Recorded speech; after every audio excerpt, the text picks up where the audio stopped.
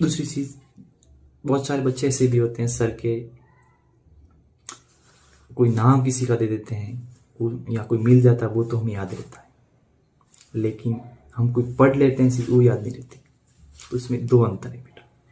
यदि आपने किसी व्यक्ति को देखा है और उसका नाम सुना है, मतलब आपने उसको वो लिए को क्या किया, पढ़ा और उसका नाम लिया।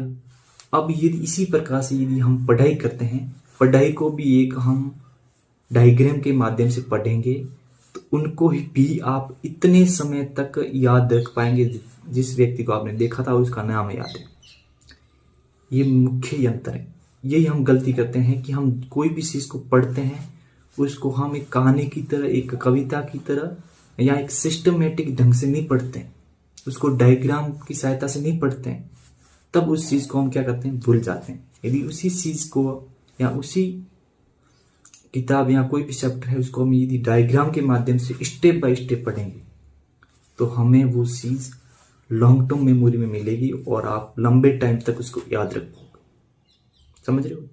तो यही है अंतर, किया किसी व्यक्ति को हम देख लेते हैं, उसका नाम पूछ लेते हैं, वो हमें लॉन्ग टाइम तक याद रहता है।